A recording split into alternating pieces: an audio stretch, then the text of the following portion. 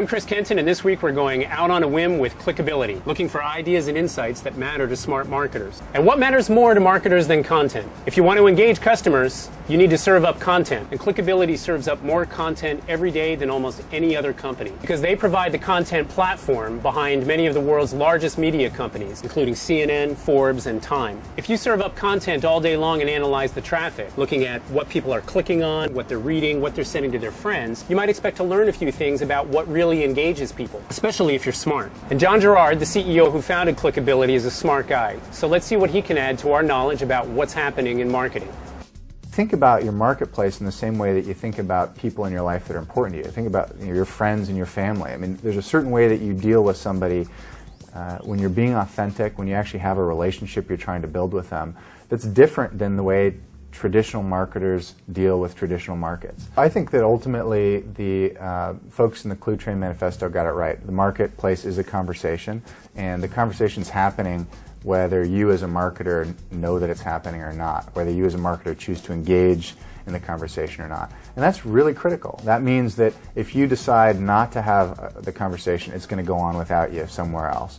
It also means that if you have the conversation and it's not authentic, your audience is going to figure that out right away. And actually, I think that this is the primary lesson of social media. The primary sort of driver behind all this is this idea of authenticity. We're very good as humans at picking out what's authentic and what's not authentic. And the fact that now consumers who come to a website can actually engage directly with a company and have a conversation out in the open about the company's products and about the problems they've had with it, about the successes that they've had with it, is enormously powerful. What marketers are being asked to do today is to change the way they think completely, and that's hard. I think that social media, the fact that now conversations are going on out there about your business that you don't have control over, obviously feels threatening.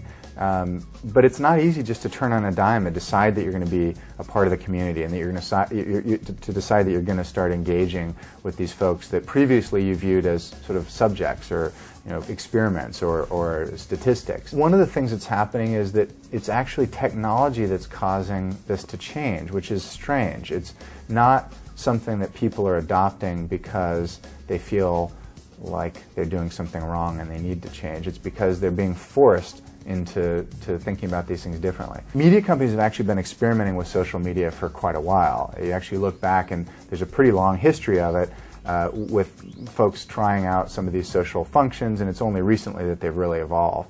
What's been really interesting is that the bar for failure and success is what's changed. So if you look at some early experiments back in the 2000-2001 timeframe, 1% adoption of some of these features was deemed to be a miserable failure. What they were missing and what's changed in the meantime is that businesses have gotten really smart about taking that very small, very passionate user base, taking all the stuff that they create and turning it into something meaningful for the rest of us. And this is something that we've called the 1% doctrine. So if you look at the social media landscape, the 1% doctrine is everywhere. It's actually the thing that drives all social media. You look at YouTube, the number of contributors versus the number of viewers. In fact, I think if you take a show of hands, 100 people in an auditorium, how many of you have actually contributed a video to YouTube? You get one person raising their hand. And this is borne out if you look at their stats and the number of page views and video views that they get versus the number of active users they have contributing. You get the same kind of phenomenon everywhere. There's been a lot of stories recently about Dig and the fact that Dig is actually dominated by a handful of people, maybe 50 or 100 folks who are responsible for 80% or more of all the digs that happen. Meanwhile, they've got an audience in the tens of thousands, so lots and lots of people out there consuming the results of the activities of just a handful of folks. So again, you see this everywhere, and the real challenge as somebody who wants to leverage social media is to take that active 1% and turn it into something really meaningful for the 99%. Think about this more as a marketing problem than a content publishing problem.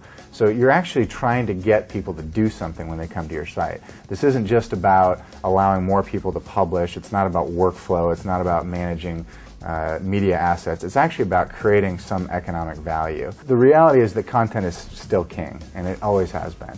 Marketers, I think, have forgotten that. What's happened when you look at technology is that you've got Google AdWords on the one side that are feeding leads into the pipe, and on the other side you've got Salesforce.com where you manage all these leads and turn them into dollars. What marketers have missed, and are still missing today, is that there's this piece in the middle.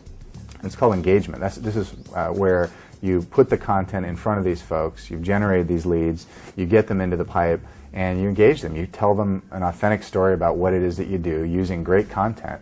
And it's only when you've done that that they can become candidates for whatever it is that you're trying to sell them.